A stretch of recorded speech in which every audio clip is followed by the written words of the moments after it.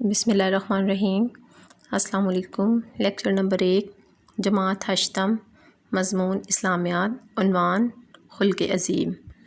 بچوں، آج ہم آپ صلی اللہ علیہ وسلم کے اخلاق کے بارے میں پڑھیں گے کہ ان کا اپنے دشمنوں کے ساتھ، جانوروں کے ساتھ، بچوں کے ساتھ کیسا رویہ ہوتا تھا اور وہ کس طرح سے عفو درگزر سے کام لیتے تھے، اور ہمیں ان کی زندگی کو دیکھتے ہوئے کس طرح سے اپنی زندگی میں ان کی باتوں کو اپنانا چاہیے۔ باب نمبر 100، سیرت طیبہ۔ ہمارے پیارے نبی حضرت محمد صلی اللہ علیہ وسلم اللہ تعالیٰ کے برگزیدہ بندے، نبی اور رسول ہیں۔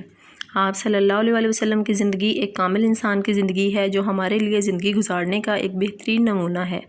اللہ تعالیٰ نے قرآن پاک میں فرمایا، لَقَدْ كَانَ لَكُمْ فِي رَسُولِ اللَّهِ أُسْوَةٌ حَسَنَةٌ، تمہارے لیے رسول اللہ صلی اللہ علیہ وسلم کی زندگی میں بہترین نمونہ ہے۔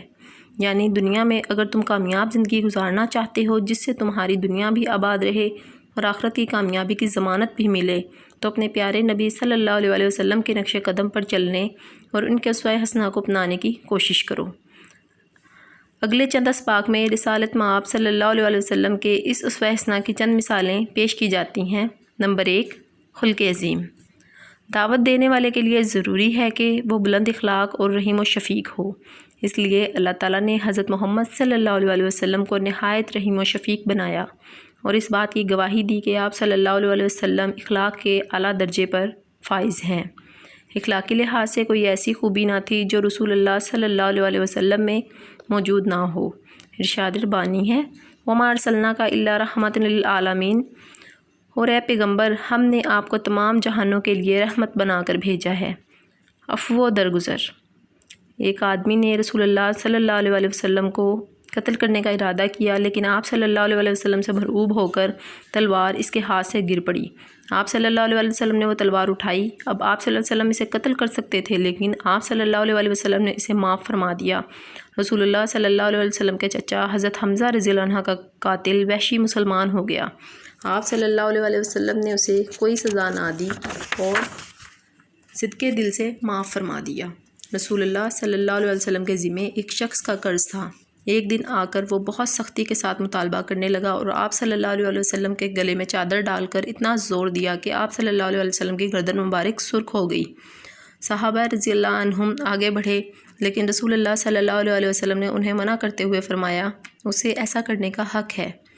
لوگوں کے ساتھ آپ صلی اللہ علیہ وسلم کی نرمی اور حسن سلوک کا ذکر اللہ تعالیٰ نے ان الفاظ میں کیا ہے۔ ترجمہ، بس اللہ کی رحمت کے سبب تم ان کے لیے نرم دل ہوئے، اور اگر تم مزاج کے اخڑ اور دل کے سخت ہوتے تو یہ لوگ تمہارے پاس سے منتشر ہو گئے ہوتے۔ رسول اللہ صلی اللہ علیہ وسلم کی اس سے بدلہ نہیں لیتے تھے۔ فتح مکہ کے موقع پر سب دشمن یہ سمجھ رہے تھے کہ آج ان کی خیر نہیں، لیکن رسول اللہ صلی اللہ علیہ وسلم نے اعلان فرمایا کہ جو اپنے گھر کا دروازہ بند کر لے یا ابو سفیان کے گھر یا بیت اللہ میں پناہ لے لے وہ امن میں ہوگا۔ فتح کے بعد آپ صلی اللہ علیہ وسلم نے اعلان فرمایا، جاؤ تم سب آزاد ہو۔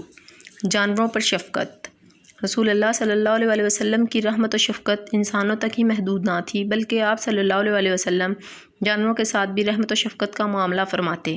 چنانچہ ایک صحابی نے جب کسی پرندے کے بچوں کو اٹھایا اور وہ شور مچانے لگا تو رسول اللہ صلی اللہ علیہ وسلم نے پوچھا کہ کس نے اس پرندوں کے بچوں کو اٹھا کر بے قرار کیا ہے؟ اس پر اس صحابی نے بچے لا کر ادھر رکھ دیے، جس کے بعد اس پرندے کو قرار آیا۔ قرار کا مطلب ہوتا ہے سکون۔ ایک دفعہ ایک اونٹ والے کو اس کے اونٹ کے بارے میں نرمی کرنے، کافی خوراک دینے اور طاقت کے مطابق باڑ لادنے کا حکم دیا۔ باڑ کا مطلب ہوتا ہے بوجھ۔ رسول اللہ صلی اللہ علیہ وسلم کا ارشاد ہے، تم زمین والوں پر رحم کرو، آسمان والا تم پر رحم فرمائے گا۔ بچوں سے پیار۔ ایک بار رسول اللہ صلی اللہ علیہ وسلم نے حضرت حسن رضی اللہ عنہ کا بوسہ لیا۔ ایک بدوق اقرا بن حابس آپ صلی اللہ علیہ وسلم کے پاس بیٹھا تھا۔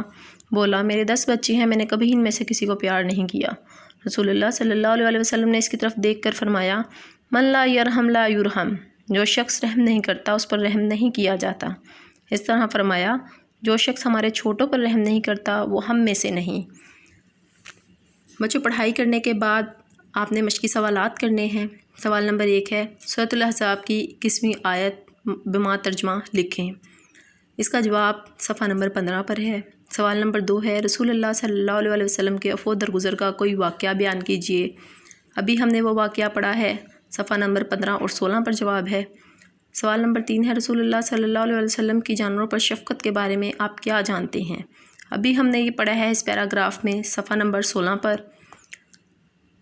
سوال نمبر 4 ہے، من لا یرحم لا یرحم کا ترجمہ لکھیں۔ اس کا جواب ہے صفحہ نمبر 16 پر، جو شخص رحم نہیں کرتا اس پر رحم نہیں کیا جاتا۔ سوال نمبر 5 ہے، خالی جگہ پر کریں۔ الف، تم زمین والوں پر رحم کرو، ڈیش والا تم پر رحم کرے گا، آسمان۔